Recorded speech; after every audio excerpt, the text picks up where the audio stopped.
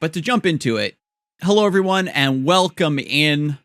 This is going to be a little segment about the cards I feel should have rotated and did not. The developers recently had a stream where they talked about the rotation. They gave a lot of context about what cards rotated and what cards didn't and why. And I have not seen that stream. I kind of have my own ideas about why things should rotate. So if I'm wildly off base, or if there's something I bring up that the developer specifically answered during their stream, let me know in the comments below. I know the people here for when this was recorded live on the Twitch stream are going to be having a nice back and forth discussion with me in the chat. But this is, something I just want to get out there because when we initially covered the list of cards that had rotated, there was a few outstanding cards that I was very surprised by. So let's get into it. So first things first, it's funny too, because when I made a video earlier, kind of going over what cards are the top offenders that needed to rotate, I talked about Minimorph, and this card did not rotate. I'm still incredibly shocked by that. This card, it started off as sort of like a safety release valve for the game, right? Having a burst speed transformation just allowed you to get around decks that had things like deny, etc., that could stop other types of more fair removal that went on the stack. And this card, when it premiered, it was there to kind of beat Lee Sin and Viego and Scion primarily. And ironically, those champions ended up getting nerfed regardless. Every champion was getting cooked by Minimorph. Any big threat was, unless it had spell shield, etc. And the presence of this card wasn't a significant enough factor to keep those other decks under control. It just meant that Bandle City had an extra way to cover a weakness, like Bandle Tree could run Minimorph to beat Lee Sin, which was a combo deck that could theoretically beat Bandle Tree and stuff. And so this card just sticks around as a way that it's in its design intent to stop decks like that. It doesn't really work, and because those cards get nerfed anyway. So I was very shocked to see that this card didn't rotate. It's in the game for seemingly no reason. I guess that if Bandle City is going to have a control deck going forward, they maybe do want this as a failsafe. But at the same time, Stress Defense also rotated, but Wallop did not. I can tell that Bandle City wants to have more consistent weaknesses, and I think that leaving Minimorph in the game kind of flies in the face of the developers wanting to accentuate Bandle City's weaknesses, because when you have a region like Bandle City that's designed to generate a lot of cards and just have flexibility, a lot of utility and value, plus a lot of swarm and chump blocking potential, giving them the ability to stop big overwhelm threats or big inevitability-based win conditions is, giving them a counter to their counter, and that's why Minimorph feels so bad. So hopefully they reconsider Minimorph, or it might even get nerfed for this format, maybe even be forced to 7. Suffice to say, the biggest thing is that this did not rotate. And one of the main reasons I think that Minimorph didn't rotate was because of Viego. Viego was a champion that I was absolutely certain was going to rotate and did not. Viego already got nerfed, right? This speaks back to my Minimorph point. Viego already got nerfed, so we understand that he was too strong even with that answer to him in the game.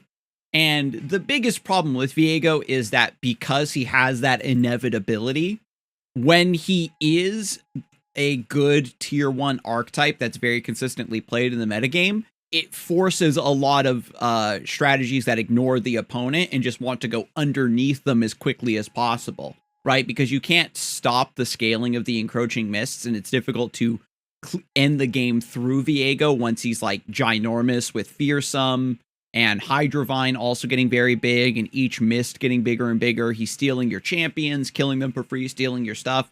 And don't get me wrong, that's totally fine to have an inevitability-based win condition. And as of right now, as of the time of recording, Viego is not in a tier 1 deck at all. He's not really played whatsoever.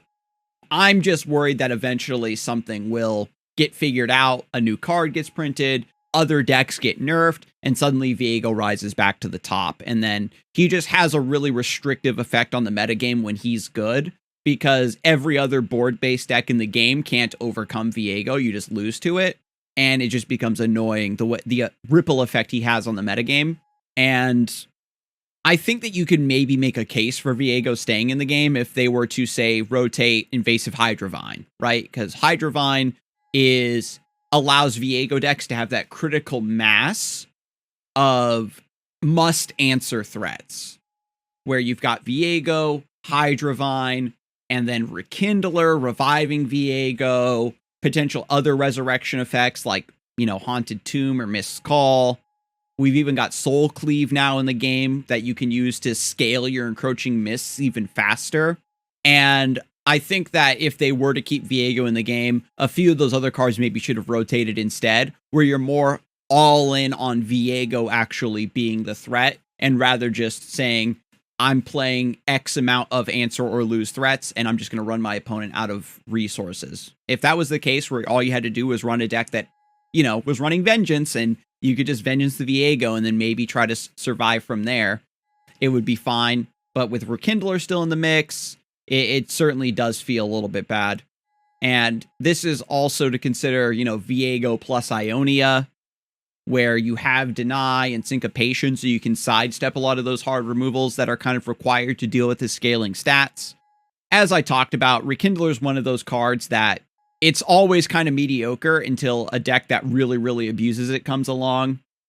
A lot of the champions that used Rekindler rotated, like Anivia, for example.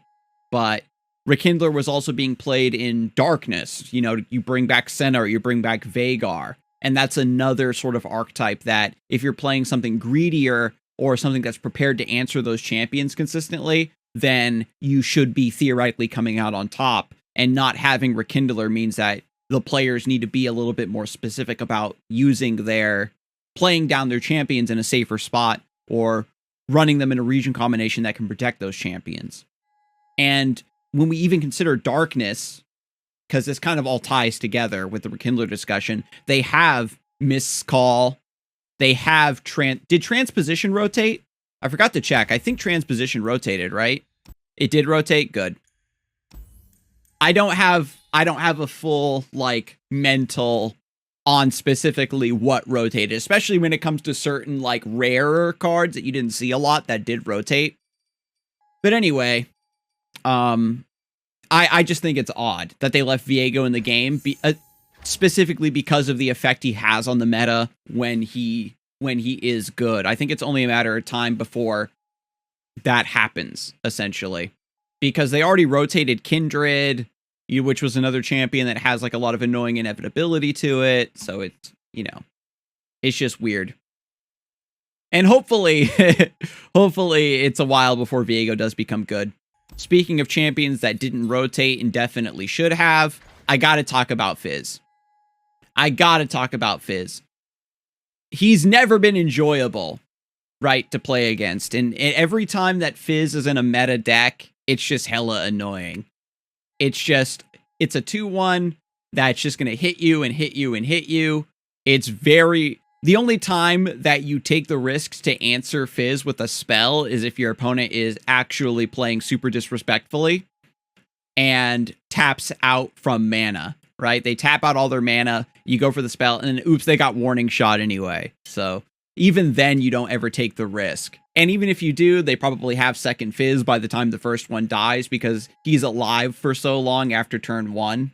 His champion spell is a rally, so that's always really obnoxious. He's incredibly limiting to design of buff spells, for example, because he is so hard to deal with and interact with.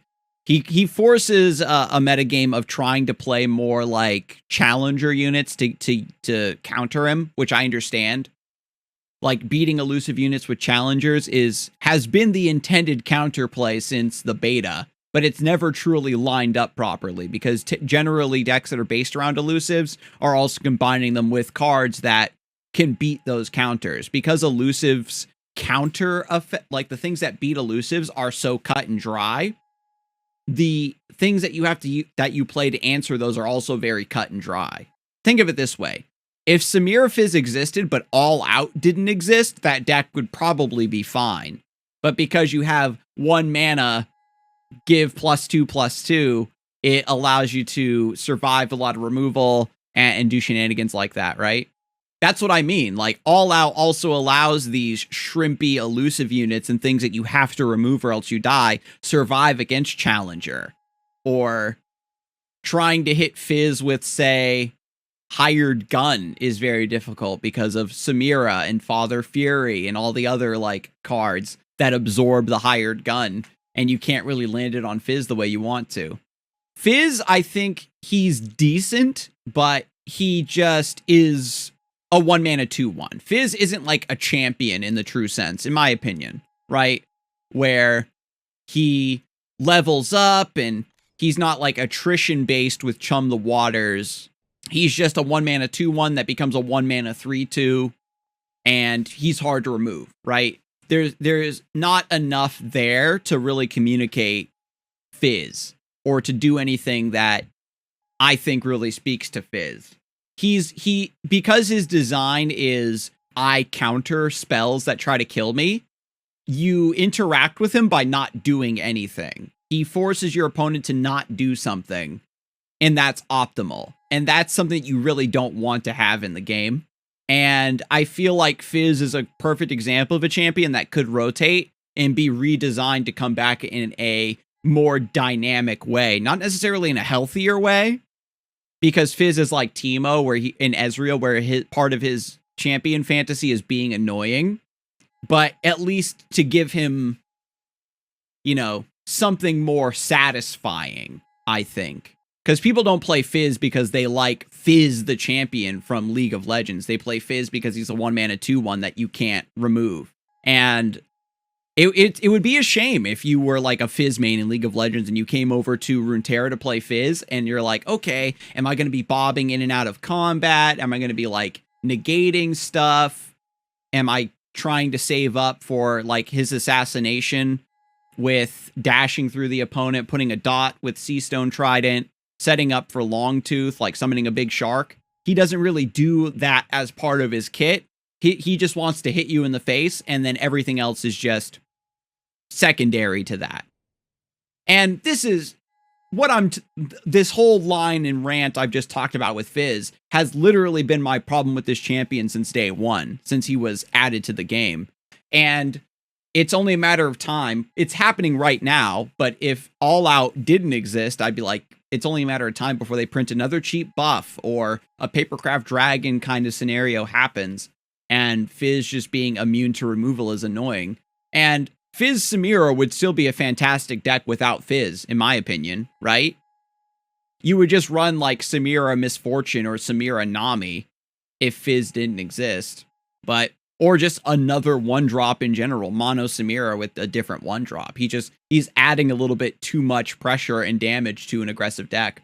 By the time Fizz levels up, you're probably like dead anyway, or about to lose the game, so his level up is also really irrelevant. It's basically, after you've cast a bunch of spells, which you want to do anyway, I get +1/+1, and that's pretty much it. And while we're in Bilgewater, we talked about it. Wiggly Burblefish and Fleet Admiral Shelley, absolutely abominations of cards. I think that if you pulled... Where's Shelley? There you are. If you pulled, like, every Runeterra player, like, even Runeterra players that don't really think about the game too deeply from a design perspective, and you said, you know, what cards have been really consistently broken? What cards over time always seem to come back into the metagame in a tier 1 deck that nobody really enjoys playing against? What cards are limiting design space, especially regarding like printing spells? What do you think would be the answer? And like Fleet Admiral Shelley and Wiggly Burblefish are like at the top of that list for certain. It's so bizarre to me that Fleet Admiral Shelley wouldn't be rotated. And earlier, this is another point where the devs gave a lot of context about why these cards did not rotate. But I think that keeping cards like this in the game just for the sake of preserving a really tired archetype is folly. It's better to rotate those archetypes out temporarily and print new, healthier additions to those archetypes down the road. Fleet Admiral Shelley also has the problem of, I've talked about it before, with Shellfolk and with Jinx, where you summon this card, you put removal on the stack, and then they can just cast spells in response to the removal, so they get value off of Shelley anyway before it goes down. And then there's the idea of, oh, you just have to like remove everything else except Shelley, but then you can't remove Fizz because he's like essentially spell immune. Fleet Admiral Shelley attunes, so it's essentially a 4-mana 3/3. You're generating a lot of spells with Father Fury and Burblefish, so you always have ammunition to proc Shelley, especially with cards like Stylish Shot and Barbed Chain. You're going to have fuel for Shelley. I think that in a perfect world, you're playing Fleet Admiral Shelley and Noxus Bilgewater, and they simply don't have fuel for Shelley, but that's simply not the case, right? Especially, again, with Burblefish, Coral Creatures, Father Fury. You also have this thing where you're generating 1-mana spells, and this is very limiting to the 1-mana spell pool going forward. Bilgewater and Noxus aren't going to be able to get any 1-mana spells from this point, or the ones they do get are going to be really bad on purpose to muddy up this pool. Right now, the worst hits you get off of Burblefish is what? Jettison? Maybe Bloodbait? But that's 2 out of, like, 8, I think. Not even 9. Really, really good spells, like Test of Spirit, which is essentially, you know, give Challenger, so that you can pull an elusive threat to the side. I've actually died to Burblefish generating... Yeah, you get extra copies of All Out, which is, like, super toxic, especially with Father Fury. I've literally lost games to Burblefish getting Ransom Riches, manifesting Affectionate Poro, and then having a Challenger unit so they can pull like an elusive blocker to the side and still hit you. And it's just like, okay, even without iterative improvement in the game to get more Burblefish, just having 0 mana 2/1, so after your opponent AoEs your board, like you can still play like 2 or 3 Burblefish and have the threat of All Out. So what's the play? Are they just going to nerf Burblefish to be 8 mana? Is it going to be a 1/1? And then we're getting into the situation where by leaving these cards in the game, they're going to be forced to just nerf them into the ground regardless, and they should have rotated. And I think that I wouldn't really mind if Riot did a backpedal and said, okay, we'll count this as like a pseudo, like standard beta. And now that we've kind of seen some of the edge case cards that we wanted to leave in just to see where they would land in standard, we can take those back and say, okay, yeah, we're going to rotate these additional cards too in a hotfix.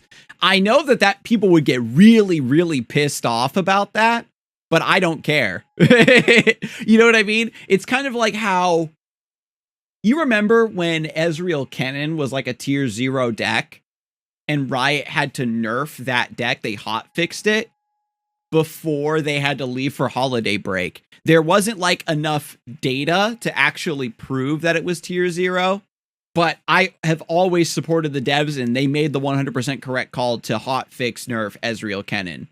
And I'm just saying, Samira Fizz, as it stands right now, is a very good deck. There are still a lot of decks that can tech and play against it. It's probably way healthier than any other Nami deck that we've had. But these are cards that were broken in Eternal consistently, and now you're carrying them over to Standard, and they're just time bomb cards. They're landmines that the devs are going to constantly have to balance around for the rest of time. These cards are going to be severely limiting towards new Bilgewater cards, and it does a disservice to the Standard format because you're artificially restricting your designs going forward, right? And that's basically all I got to say. You know what I mean? Like, these cards should have just rotated. And so what? Spell Slinging Bilgewater loses out on an AoE buff and one card that is 0 mana, get a 1 mana spell, deals some damage. Without those cards, because Fleet Admiral Shelley doesn't give you a spell, you still have payoffs. You still want to run Nami. And maybe you just reprint, you know, Jiggly Gerblefish that maybe has a similar effect, but isn't elusive, for crying out loud. If you wanted to still have a card like this that discounts itself and you want to have that synergy. And it's the same issue of like how Drum Solo, right? Discounting cards like that means that your opponent can't make good decisions around when to use their removal spells or when to use their AoE or how they can tap out or extend, because there's always the threat that I have 2 0-mana Burblefish in play in my hand. It's just really unsatisfying to be like, oh, if they have Burblefish here, I get cooked. And right now, I cross my fingers versus All Out. You know what I mean? And the deck has Pirouette, so like they can still stun units and swing through against you and ping your Nexus in the same hit. So the deck isn't even as reliant on elusives to close out games. And I'm probably just repeating myself at this point, but the developers left broken cards in specifically to keep a style of deck, a style of gameplay in Standard that we were better off without. It's an NA mindset, in my opinion. I'll always go for the do you have the answer check. I'm willing to take the L if you do. I think in a ranked ladder situation, just the law of numbers is correct there, right? Because the longer you wait, the higher the chance they have All Out. Because of Burblefish, because of Father Fury, because of Barb Chain, the longer you wait, the higher the chances they're going to have All Out. And I've lost games because I go for removal, they have All Out. I go for removal again, they have All Out. You die. You can't answer Samira, you die, right? It's just like when you would play against Scouts and you have to answer Misfortune. They have Ranger's Resolve, they have Sharp Sight, guess you die. And players just kind of hate being in that situation very consistently. Because you're making the correct play, but you're getting punished for making the correct play. It feels bad, certainly, when you have to cross your fingers into stuff. I'm bouncing back to Shadow Isles right here, because I gotta talk about Opulent Foyer. This card is a war crime. There's really no ifs, ands, or buts. This card is like buck wild. This card single-handedly made Zed Hecarim viable. Like, if Ephemerals as an archetype struggled to see play for 100,000 years, and then as soon as this card was printed, it was like actually solid. It started to bounce between like B tier, A tier, just on the back of this card. I thought for certain this card was going to, if not rotate, get nerfed. Because you got to remember, Opulent Foyer did not release with the Gwen package. Opulent Foyer did not release with Gwen. It was added later on. And this card adds like, the problem with Opulent Foyer, it's twofold. But give me a second, I need more water. The problem with Opulent Foyer is that it adds like really, really cheap inevitability to mid-range decks, right? And that sort of like my mid-range deck has inevitability is not something that should be widely available, right? I give a lot of praise to Twin Blade Revenant, like Scion. When Scion was first added to the game, I liked that archetype because you could, you know, grind your opponent down with Lost Soul and Twin Blade Revenant and kind of just play threat after threat and try to have a bit more staying power than mid-range decks at the time were known to be able to put up. And because of the consistent scaling of the Ghastly Band giving you hollowed units, it means that Opulent Foyer also consumes every other, and it consumes and overshadows every other hallowed unit, right? Like, if we actually search for hallowed, like 90% of hallowed cards don't see play because they're not needed. You like Redeemed Prodigy was added, Opulent Foyer was added, and they just completely overshadow the other hallowed cards because you just get Ghastly Bands. You get 2 ones that continuously scale for free. You get it on defense when you summon this, and then every other 1-drop you have becomes Eternal Dancer saw play for a bit, and then it kind of rotated out as the deck wanted to be faster and faster and faster. I do get that, but like Ghostly Paramore ended up being pretty bad. Strike Up the Band never saw a lot of play. Conductor of the Mists will never see play forever the rest of time. It's like worse than Opulent Foyer in almost every way. Phantom Butler sees play because it's fearsome, and Boisterous Host just because it's a 1-mana 2/1, right? Like, Boisterous Host should be a 1-mana 1/1 for sure. But again, the problem with Opulent Foyer is that it just gives you inevitability and crazy attack scaling. Gwen is Lurk, by the way. Like, just so that we are not kidding ourselves, there are no illusions here, no delusions. Like, Gwen is Lurk. And everybody seems to, like, just not understand, like, when you can play, like, 1-drops and 2-drops that are scaling to, like, 8 attack and stuff, forcing your opponent to block every single attack every time you attack until they run out of stuff and you win is actually ridiculous, right? And you'll lose to Opulent Foyer regardless if your opponent draws Gwen or not. We even saw like Spooky Karma running Opulent Foyer because it's an inevitability based win condition. I thought that this would get nerfed to 4. I thought that at the very least it should not summon in Ghastly Ban on the turn that you play it, because you get a blocker, right? It's a 3-mana landmark that gives you a 2/1 blocker that then powers up your next attacker on the attack token when you get it. This also has really annoying synergy with Scout, where when you gain the attack token, you get a Ghastly Band. And in the current metagame, we're seeing like Gwen Quinn. This also ties into, I think you already know what I'm about to say, chat. Where is it? You already know it's coming. Cataclysm. This card is also ridiculous. I was very shocked that Cataclysm did not rotate. Especially because Riot made a lot of rotation decisions based around powerful spells like this only being accessed through the champions they're associated with.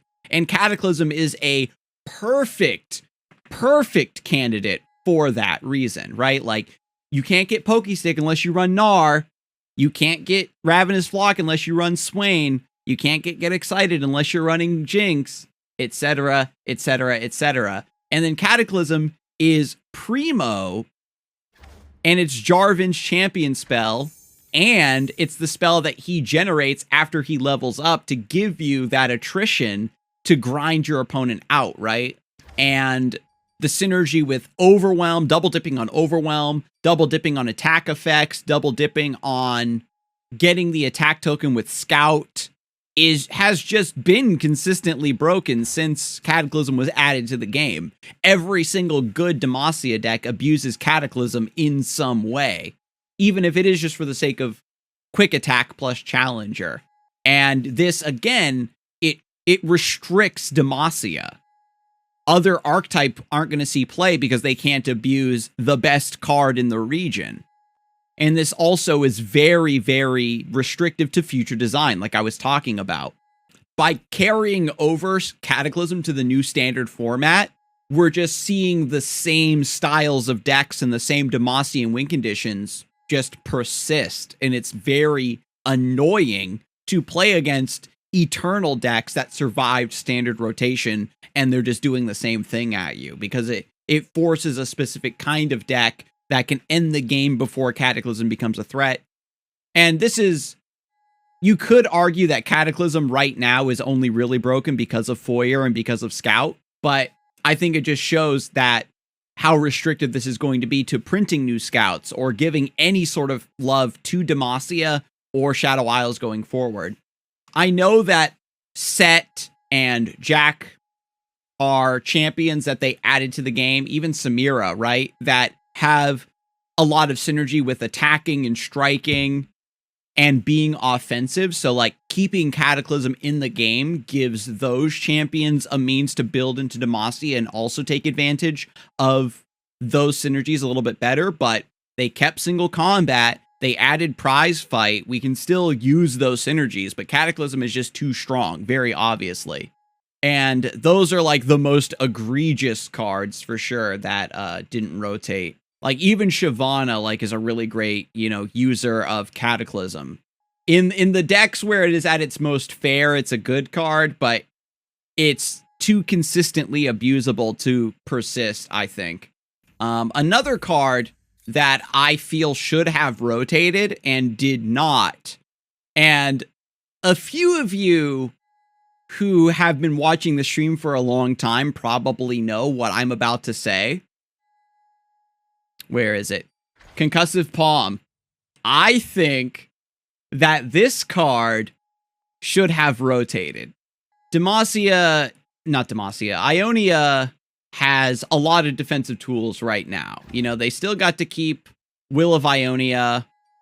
Homecoming did rotate. They still have Unworthy Soul. Steel Tempest rotated, right? Again, to stop, aggressive open attacks, Concussive Palm. We've even got, like, Stagehand for crying out loud. It would be interesting, perhaps, if Ionia was situated a bit more like Targon, where they didn't have as many fast speed answers to things, but pretty much it's just Concussive Palm. You get the stun, but then you also get a 3-2. So if your opponent open attacks you, they play into Concussive Palm. So if they choose to just develop rather than attacking, then Concussive Palm is still good. It's hard to minimize this card because when you stun something and then you summon a 3-2, by not open attacking, you're also able to nullify 2 threats by stunning one and then getting a blocker for another.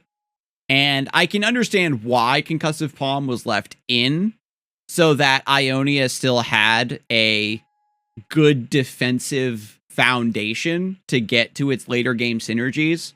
I think it would have been weird to rotate Yasuo and leave Steel Tempest in, but we've got Gruesome Theater still in the game. Or you could just do like Chump Tag Out, Chump Retreat, or even 5 mana to tag out an enemy. I think that you could still let them have those sorts of answers, but just be... they're all defensive. Like, outside of Concussive Palm, a lot of the other answers that do the similar thing are at a higher mana total. Like, even Will of Ionia is 4 mana, but you're never going to play Will of Ionia over Concussive Palm because you also get the 3-2. Even though the unit remains in play, getting the 3-2 gives this so much value. It's rare that people recall Tail of the Dragon to get the Concussive Palm back, because usually just using Concussive Palm and then getting Tail of the Dragon is good enough. And I think that Eye of the Dragon deservedly rotated, and it definitely got a lot of deserved hate, and it had a very bright spotlight shown on it for walling out aggressive and mid-range strategies, but Concussive Palm was also a huge part of that game plan too. And I think we're just kind of seeing it now with Karma, how Concussive Palm can really slow down a lot of mid-range strategies and a lot of aggressive strategies by just, I stun this and then I get a 3-2. And I'll admit that you have to take any of my Ionia takes with a grain of salt, because I am a notorious Ionia hater. But I think that post-rotation, Ionia is being put in a much healthier spot overall, right? They're kind of allowed to have stat lines now with Pit Professional, and they get to keep Tasty Fey Folk, and they have real late game now with Karma being playable once more and Sign in Thousand Tailed. You know what I mean? Hell, even Dragon Caller, right? But I think that when it comes to using your spells, especially with Karma, Concussive Palm, like summoning 2 3-2s, we've got the Witness, Facebreaker, the same way that Twin Disciplines overshadowed a lot of early game Ionian options for defensive purposes. Concussive Palm does that for the mid game. Like, it's hard to print anything else that's better than Concussive Palm, and anything else you print is mostly just supplementing Concussive Palm. And, I mean, this isn't an exhaustive list. I remember we kind of went around and wrote down a lot of different ones that I thought would rotate. Kind of bouncing around a little bit more. Another card I thought for sure would rotate is Blinding Assault. This being main deckable, I think is not a good idea. This is another champion spell. This is Quinn's champion spell that I think for sure you want to tie more specifically to Quinn to get access to this spell, rather than also being able to curve out with Blinding Assault and have extra scout units on top of everything else, right? Fallen Reckoner is also a card that I thought for sure was going to rotate. They rotated Ruined Reckoner, which we knew was coming. We knew that Ruined Reckoner was going to get rotated. But Fallen Reckoner I thought for sure was going to get rotated too. To be fair, this card got nerfed, and up until the advent of Red Gwen, and very specifically, there was like 1 or 2 Rico Rex Overwhelm lists. This card did not see any play outside of those archetypes. So there is a chance that Fallen Reckoner might be healthy up until a point. So we'll have to see. Quinn decks need the assist? I don't think so. Right now, the only Quinn deck is Quinn Gwen. And I mean, they're just abusing Cataclysm and Opulent Foyer. So, like, the Blinding Assault coming into that, coming into that equation, so that Valor is a 5-mana Scout Challenger, so that it's not just, like, sniping a 2/2, it's also eating, like, big 5-drops and other champions is not appropriate. And, you come around to say, okay, well, that just means that Hollowed is broken, Opulent Foyer is broken, but I think that Blinding Assault could get rotated, and then you could print a different bird in that slot, or actually force Demacian decks to run a 2-drop over a unit that's specifically run for the abuse potential of Scout, like with Tumble and stuff, right? Like Blinding Assault being in the game also helps out a lot of Vayne decks that want to do like Tumble with Valor, and then you put like, say, Darken Harp on it. And we all remember that combo. You get a 4-mana, you get a 4-attack, quick attack Scout Challenger that kills 2 units on your opponent's side of the board for free. And then they just lose. Because it's too much early pressure. It's similar to like Lulu Flame Chompers, where you just get this massive attack that clears your board and then you can't come back into the game from that. And then we've got like Form Up, so you're like, I'll just remove Valor, but then they have Form Up. Yo, we got a big raid coming in from Majin Bay. What's up, homie? Welcome in, everybody. We just got done kind of going over my picks for the most egregious cards that didn't rotate. And for those of you who are watching this in the future on YouTube, if there's another card that you feel should be on this list, let me know in the comments below.